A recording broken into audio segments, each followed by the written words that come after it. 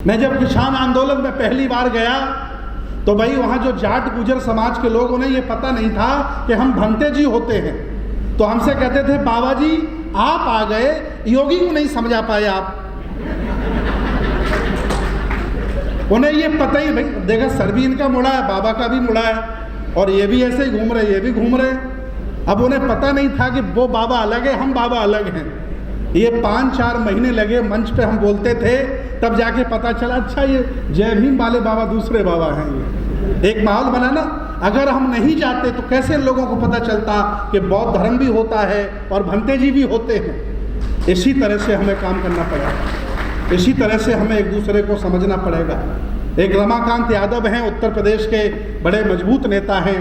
मैं उनके घर गया, मैंने कहा यादव जी आप 4 गाड़ियां और ले लीजिए, 20-25 राइफल वाले रख लीजिए, लेकिन आप मानसिक गुलाम हैं तो हैं कि कैसे महाराज हम गुलाम हैं। हमने कि कलावा जो पहन के घूम रही हो गुलामी का ही है। तो रमाकांत यादव उसी दिन कैंची मंगा करके कलावा काट देते हैं और कहते हैं कि हमसे छोटी उम्र का बाबा हमको ज्ञान दे रहा है। लेकिन हमारी समझ में ये बात आई। आप समझिए, मानसिक गुलामी, राजनीतिक गुलामी, सामाजिक गुलामी, धार्मिक गुलामी जब तक हम करते रहेंगे, हम कभी भी शासक नहीं बन सकते, कभी भी सुपर नहीं बन सकते। ये हमें त्यागनी होगी और कोई हमें लीडर चुनना पड़ेगा। इस आंदोलन के लिए डॉक्टर उदित राज से अच्छा कौन लीडर है आप बताइए? कोई और अच्छा है? अगर इन्हें भी मोह होता तो ये भी घर में बैठे होते। इनकी पत्नी अफसर हैं, ये खुद अफसर थे, क्यों रोडों पर निकल आए? ये भी बड़ी कोठी बना करके बैठे होते। लेकिन इनके कुछ मन में है, ये करना चाहते हैं, आग लगी है इनके मन में, दिल में। इसलिए हम सब लोग इनका साथ दें। और मैं एज ए बौद्ध भिक्षु पूरे परिसंघ से अपील करता हूँ, धम्म के तौर पर मुझे कोई भी काम आप दीजिए, हम उम्मीद हमसे करिए, याचना अपेक्षा करिए, मैं हमेशा आपके साथ लगा हूँ और करता रहूँगा। बहुजन आंदोलन फिर से स्थापित करके मजबूत करने का आज हम संकल्प लेते हैं।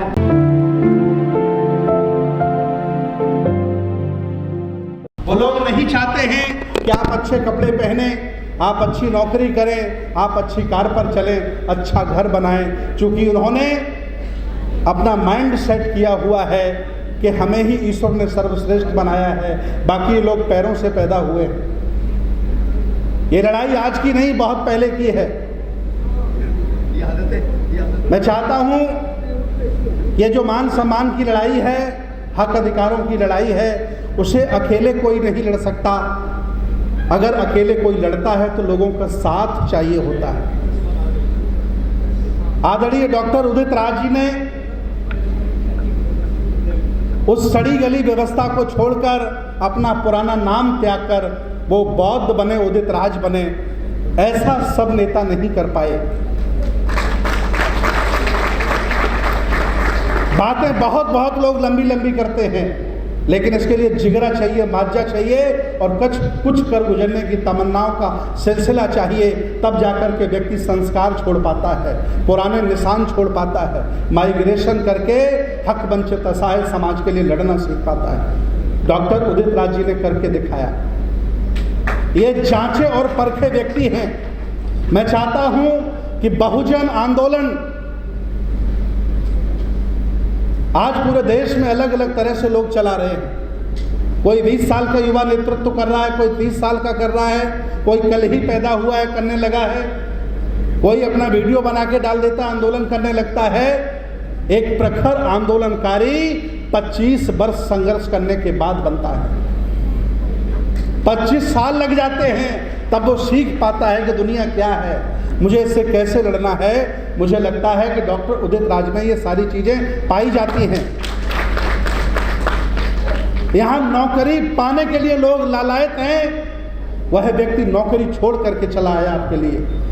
मैं चाहता हूँ आप सब लोग उनके हाथ मजबूत करें और ये जितने भी समस्याएं हैं जिन पर वो काम करना चाहते हैं। बाबा साहब ने भी कालाराम मंदिर में प्रवेश करते हुए कहा था कि अगर मेरे अगुवाई करने पर माहर लोगों को अगर डाउट होता है कि मैं अगुवाई नहीं कर पा रहा हूं या कमजोर हूं, तो मैं पीछे चलने को तैयार हूं, कोई आगे आके तो दिखाए।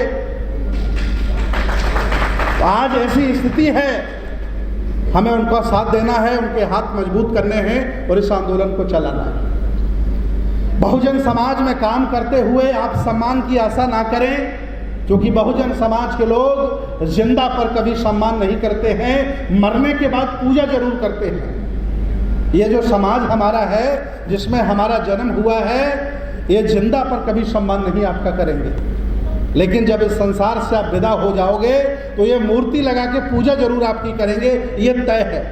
इसलिए बहुजन आंदोलन में काम करने वाला, कमेरा समाज में काम करने वाला, हक वंचित असहाय कमजोर वंचित समाज में काम करने वाला नेता, सामाजिक व्यक्ति सम्मान की अपेक्षा ना करे, भूल जाए कि हमें सम्मान मिलेगा।